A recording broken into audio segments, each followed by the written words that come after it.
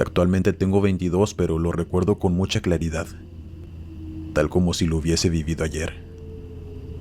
La familia de mi madre es de una ranchería muy pequeña en el estado de Oaxaca, en lo que llaman el Istmo de Tehuantepec. Y aunque es muy conocido por su amplia gastronomía, también lo es por la creencia de la existencia de los nahuales, seres que mis tíos aseguraban que eran personas cuyas almas vendían al diablo, y a cambio obtenían la maldición de tomar la forma animal para robarse las almas de otros. Evidentemente, muchos de los ancianos, la gente ya grande del pueblo, aseguraban su existencia, pues decían haber vivido experiencias con nahuales. Y recuerdo que cada verano que nosotros íbamos a visitar a mi abuelita, era muy emocionante las noches en que nos tenían a todos los pequeños juntos, y nos contaban los 1001 relatos sobre estas criaturas.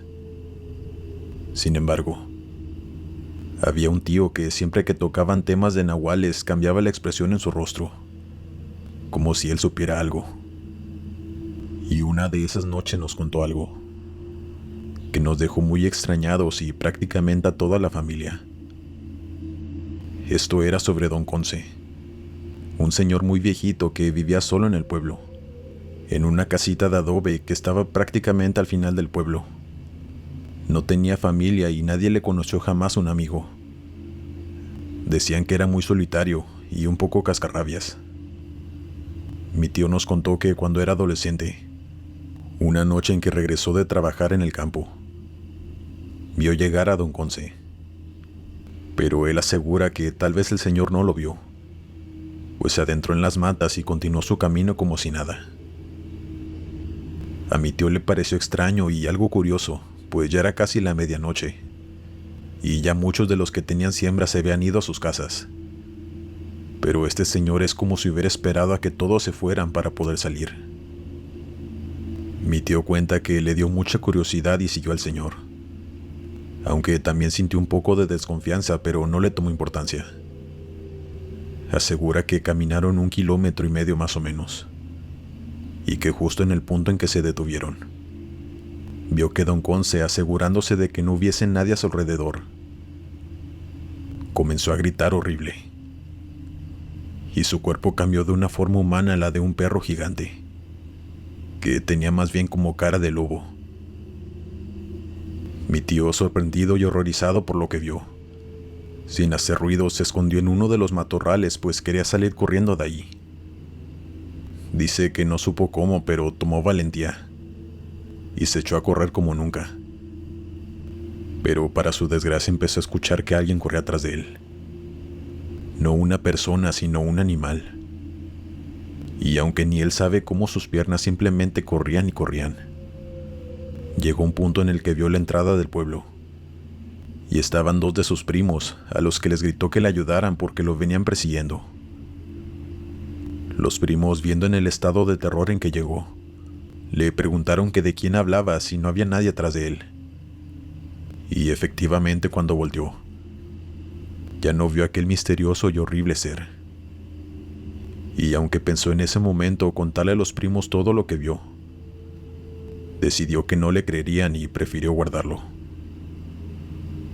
Mi tío aseguraba que era muy rara la vez en que se topaba con Don Conce, pero que las pocas veces que lo llegaba a ver, sentía que el señor lo miraba como si de una presa se tratara, y que él sentía un miedo indescriptible, incluso aún cuando ya era un adulto mayor. Sin embargo, ese verano cambió mi vida para siempre, y diría que es un milagro que yo siga aquí. Como cualquier otro verano, era temporada de ir al rancho. Recuerdo que el día en que llegamos hacía muchísimo calor, pues generalmente el clima en Oaxaca es extremadamente húmedo y caluroso, pero ese día simplemente era insoportable. Para esto llegamos justo el día en que se festejaba el santo del pueblo, donde llegaba familia de afuera y también de otros pueblos vecinos. Estábamos en casa de mi abuelita preparándonos para la cena. Para esto nos dieron las 6 de la tarde y la fiesta estaba por iniciar, y siempre la hacían en una explanada que está en el parque, el cual queda como a 5 minutos caminando de la casa de mi abuelita. así que ya estando todos listos nos fuimos. Todo marchaba como cada año. Mucha comida, los adultos bailando y los primos jugando. En fin, una fiesta muy grande y bien disfrutada. Pasaron las horas y ya casi era medianoche. Yo era una niña y aunque amaba las fiestas con mi familia, entre el viaje y la fiesta yo ya estaba muy cansada. Y con mucho sueño le dije a mi madre que me iría a casa de mi abuelita.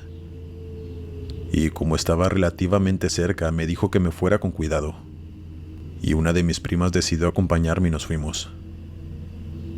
Cuando íbamos ya en el camino, vimos a lo lejos a don Conce, caminando completamente alcoholizado.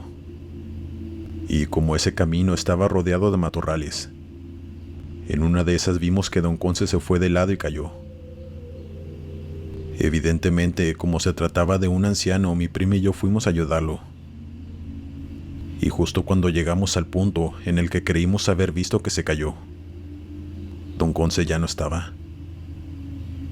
Esto por supuesto que nos extrañó, pues nosotras estábamos seguras de haberlo visto. Y algo extrañadas comenzamos a gritarle para ver si había caído en algún otro lado. Pero no nos contestaba y tampoco lo veíamos. Mi prima, algo asustada, me dijo que mejor nos fuéramos. Ese camino estaba muy solo y la verdad ya me daba miedo. A lo cual yo accedí y nos fuimos de allí. Llegamos a casa de mi abuelita y nos preparamos para dormir. Ya cada una había agarrado su hamaca justo en el corredor, pues ahí era donde las colgábamos. Sin embargo, ese corredor daba vista hacia el patio donde estaban todas las gallinas y los cerdos. Habrán pasado unos 10 minutos que nos habíamos acostado, cuando uno de los cerdos comenzó a hacer muchísimo ruido. Y el perro de mi abuelita, llamado Dólar, también comenzó a ladrar muchísimo. Eso nos despertó y nos paramos para ver de qué se trataba y por qué hacía muchísimo ruido. Y justo cuando prendimos la luz del patio, ahí estaba don Conce, sin moverse y viéndonos sin decir nada. Yo, muy extrañada, le pregunté que si estaba bien y si necesitaba ayuda, pero no contestó y tampoco quitó la mirada de nosotras. Dólar seguía ladrando, pero muy desesperadamente, y no lo dejaba de ver. Mi prima y yo corrimos con el perro para tranquilizarlo. Eso fue en cuestión de 2 minutos. Pero cuando volvimos la mirada hacia donde estaba aquel señor, simplemente ya no estaba. Eso nos desconcertó tanto como nos dio miedo. Mi prima, muy asustada, dijo que iría con sus padres a la fiesta porque tenía mucho miedo. Y yo con el pendiente de dónde estaba ese señor y si se había metido a la casa para querer robar o algo por el estilo. Asentí con la cabeza a mi prima y le dije que fuera a pedir ayuda. Ella corrió y salió de la casa, pero yo me quedé con Dólar, abrazándolo para tranquilizarlo porque estaba demasiado ansioso. Pasaron escasos segundos en que mi prima había salido, cuando otro de los cerdos comenzó a hacer ruido. Y se escuchaba como si alguien estuviera masticando, pero haciendo mucho ruido.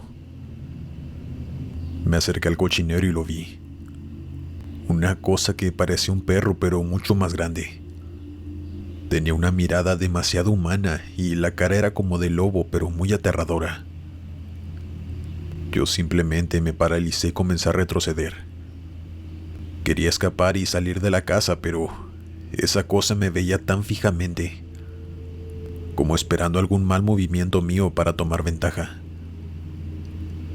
No les puedo describir el terror que sentí en ese momento, pero tampoco olvidaré la mirada que tenía esa cosa, llena de furia y demasiado humana, cubierto de sangre de uno de los puercos, negro como la noche y gigante, simplemente enorme.